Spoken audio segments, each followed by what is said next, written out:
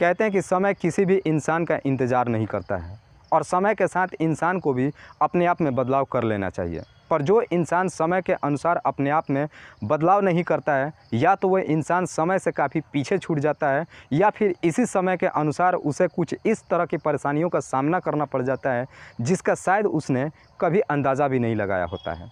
आज के कहानी में भी सेम कुछ ऐसी होता है, जिसकी वजह से एक लड़का हमेशा हमेशा के लिए इस दुनिया को छोड़ के चला जाता है। काश कि उस लड़के ने समय के साथ अपने आप में कुछ परिवर्तन किया होता, या फिर समय के अनुसार अपने आप को समझने की कोशिश किया होता, तो शायद ये लड़का आज इस दुनिया में ज़िंदा होता। नमस्कार, आदाब, मैं हसमुद्दीन और आप देख रहे हैं सफ़र क्राइम तक। आज की जो सच्ची घटना मैं आपको सुनाने वाला हूँ, दरअसल ये घटना है बिहार प्रदेश की। बिहार प्रदेश का एक ज़िला पड़ता है आरा, और इसी आरा ज़िले का एक थाना पड़ता है रामगढ़। रामगढ़ थाने के अंतर्गत एक गांव पड़ता है सोहरा। बात कर रहा हूं मैं 14 नवंबर 2022 के देर रात के वक्त सोहरा गांव के ही एक घर में काफ़ी शोर शराबा शुरू होता है। शोर शराबा इतना काफ़ी तेज़ होता है कि कुछ ही देर के अंतर्गत गांव के काफ़ी तादाद में लोग वहां पे इकट्ठा हो जाते हैं। गांव के लोग जब वहां इकट्ठा होते हैं तो देखते हैं कि एक घर का पूरा परिवार मिल करके एक लड़के की बुरी तरीके से पिटाई कर रहे होते हैं। पिटाई इतनी बुरी तरीके से कर रहे थे कि वो लड़का अपनी ज़िंदगी की रहम की भीख मांग रहा था। हाथ जोड़ करके उनसे कह रहा था कि मुझे छोड़ दो, लेकिन पूरा परिवार मिल करके उस लड़के की बुरी तरीके से पिटाई कर रहे थे। उस लड़के की एक भी आवाज़ इन सारे परिवार के सदस्यों के कानों तक पहुंच ही नहीं रही थी। गांव के लोग जब पूरे परिवार से उस लड़के के बारे में पूछताछ करते हैं तो पूरा घर का परिवार कहता है कि ये हमारे घर में चोरी करने के लिए घुसा था, ये एक चोर है। और पूरे घर के परिवार उस लड़के की इतनी बुरी तरीके से पिटाई करते हैं कि आखिरकार वो लड़का हमेशा हमेशा के लिए इस दुनिया को छोड़ के चला जाता है। तभी गांव का एक व्यक्ति इस बात की खबर रामगढ़ थाने के पुलिस को देता है। पुलिस भी तुरंत घटनास्थल पे अपने दल बल के साथ पहुंचती है और पुलिस तुरंत ही उस पूरे घर के सदस्यों को अपने हिरासत में लेती है और साथ ही साथ उस लड़के के डेड बॉडी को भी अपने कब्जे में लेती है। पुलिस सबसे पहले उस लड़के के डेड बॉडी को पोस्टमार्टम के लिए भेज देती है और इन पूरे घर परिवार के जितने भी सदस्य होते हैं इन सबको लेकर के थाने पहुँच जाती है। पुलिस जब इन पूरे घर परिवार के सदस्यों से पूछताछ करती है तो ये लोग कहते हैं कि साहब, हमारे घर में ये चोरी करने के लिए घुसा था। जब हमने उसको पकड़ा तो ये हमारे ऊपर हमला कर दिया। हम उसको मारना नहीं चाहते थे, लेकिन हमारे ऊपर हमला कुछ इस प्रकार से कर दिया कि हम अपने आप को बचाने के लिए इसके ऊपर हमने वार करना शुरू कर दिया। पर हम उसे मारना नहीं चाहते थे, लेकिन वार कुछ इस तरीके से हो गया कि उसकी घटनास्थल पर ही मौत हो गई। पुलिस के सामने सबसे पहला एक ये सवाल था कि आखिरकार वो लड़का कौन था, और पुलिस बहुत जल्द ही उस लड़के के बारे में जानकारी भी पता कर लेती है, जिस लड़के का नाम था चंचल पांडे। चंचल पांडे जो कि शाहपुर थाने का धमौल गांव का रहने वाला था। पुलिस जब चंचल पांडे के घर परिवार वालों को इस बात की खबर देती है, चंचल पांडे के घर परिवार वाले जब रामगढ़ थाने पुलिस पहुँचते हैं तो पुलिस जब उन चंचल पांडे के घर परिवार वालों से पूछताछ करती है तो उसके घर परिवार वाले कहते हैं कि साहब, मेरा लड़का चोर नहीं है, बल्कि मेरा लड़का उत्तर प्रदेश के बनारस में एक प्राइवेट कंपनी में जॉब करता था और कुछ ही दिन पहले ही घर आया था। पुलिस जब चंदन पांडे के घर परिवार वालों से पूछती है कि आखिरकार चंदन पांडे सोहरा गांव के इस सदस्य के घर परिवार में क्यों घुसा था, तो उसके घर परिवार वाले भी कहते हैं कि साहब, इस बात की खबर हमें भी नहीं मालूम है। पुलिस को भी समझ में नहीं आ रहा था कि आखिरकार चंदन पांडे सोहरा गाँव के इस सदस्य के घर परिवार में क्यों घुसा था। अब पुलिस सबसे पहले इस पूरे परिवार के बारे में जानकारी इकट्ठा करना शुरू करती है, जिसमें पता चलता है कि एक महिला है जिसका नाम है रूबी देवी।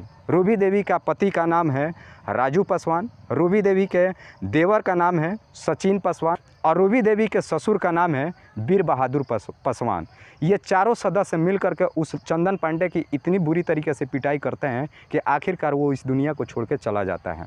पुलिस सबसे पहले ये पता लगाने की कोशिश करती है कि आखिरकार चंदन सोहरा गांव के इस परिवार के सदस्य के घर में क्यों घुसा था। तो पुलिस वालों के सामने एक बड़ा ही चौंकाने वाला खुलासा होकर के सामने आता है। पुलिस वालों को पता चलता है कि दरअसल रूबी देवी चंदन पांडे के ही धमौल गाँव की रहने वाली है। पुलिस को समझने में अब देर नहीं लगती है कि चंदन पांडे और रूबी देवी के बीच में शायद कुछ न कुछ कनेक्शन होगा। पुलिस अब रूबी देवी को अपने कस्टडी में लेकर और काफ़ी सख्ती से पूछताछ करती है। जब पुलिस रूबी देवी से सख्ती से पूछताछ करती है तो आखिरकार रूबी देवी सच्चाई कबूल कर लेती है। लेकिन जब इसकी पूरी कहानी बताती है तो इसे सुनने के बाद चंदन के घर परिवार वालों को भी अपने कानों पे यकीन नहीं होता है। रूबी देवी बताती है कि 2018 में मेरी शादी सोहरा गांव में हुआ था, लेकिन शादी से पहले ही मेरा और चंदन का लव अफेयर चल रहा था।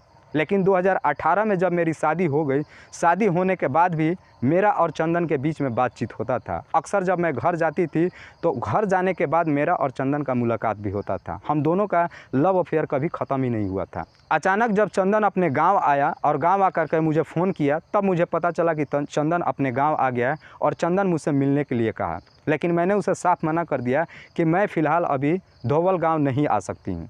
इस बात पर चंदन मुझसे मिलने के लिए जिद करने लगा। जब जिद करने लगा तो मैं भी उसकी बात को इनकार नहीं की। मैंने बोला कि अगर तुम्हें मिलना ही है तो मेरे ससुराल आ जाओ। और फिर उसने फ़ोन करके मुझसे मिलने के लिए एक टाइम पूछा और मैंने उसको टाइम भी दे दिया। टाइम मैंने कुछ इस कदर से दिया जिस वक्त मेरे घर पे कोई नहीं था। और 14 नवंबर 2022 के रात के वक्त चंदन जब मेरे घर पहुंचा, अचानक मेरा पति राजू पासवान घर पे पहुंच गया।